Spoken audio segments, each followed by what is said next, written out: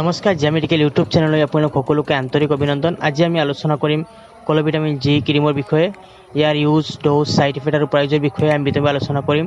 যদি আপোনালোকৰ ভিডিঅ' ভাল লাগে এটা লাইক কমেণ্ট শ্বেয়াৰ কৰিব, আন 10জনকো চোৱাৰ সুবিধা কৰি দিব আৰু নটিফিকেশ্যন কৰি ৰাখিব, তেতিয়া মোৰ ভিডিঅ'খিনি আপোনালোকে সোনকালে পাব।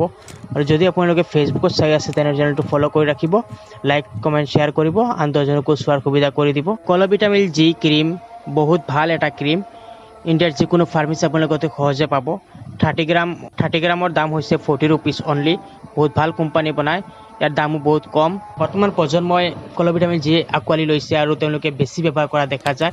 একমাত্ৰ মুখখন সৌন্দৰ্য কৰি ৰাখিবৰ কাৰণে বা সুন্দৰ হ'বৰ কাৰণে, মুখখন চাফা কৰি ৰাখিবৰ কাৰণে, দাগখিনি নাইকিয়া কৰিবৰ কাৰণে, হালমলৰ কাৰণে তেওঁলোকে ব্যৱহাৰ কৰে।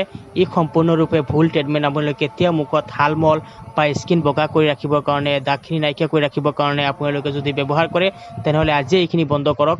কাৰণ কলভিটামিন জি মুখৰ স্কিনৰ এনেকুৱা কণ্ডিশ্যনৰ কাৰণে ব্যৱহাৰ কৰা অনুপযোগী আৰু কেতিয়াও আপোনালোকে ব্যৱহাৰ নকৰিব। ইয়াত দিয়া আছে জেণ্টামাইচিন, কলবেটাছল দিয়া আছে।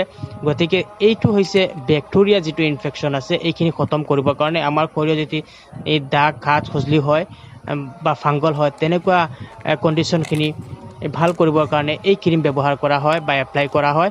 গতিকে আপোনালোকে দাগ, ঘাট, খজুলি হ'লে আপোনালোকে ব্যৱহাৰ কৰিব।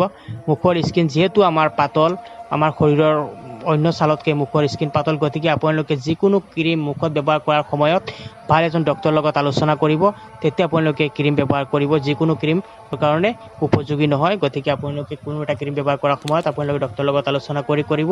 এই ক্ৰীম যদি আপোনালোকে মুখখন বগা কৰিবৰ কাৰণে বা চাফা কৰি ৰাখিবৰ কাৰণে যদি এই ক্ৰীম ব্যৱহাৰ কৰে, দেখিব কেইদিন পিছত আপোনাৰ মুখখন হালধীয়া হৈ যাব।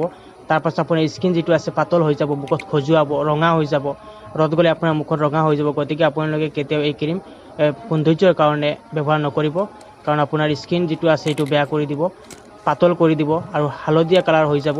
গতিকে আপোনালোকে এই ক্ৰীম কেতিয়াও মুখত সৌন্দৰ্যৰ কাৰণে ব্যৱহাৰ নকৰিব।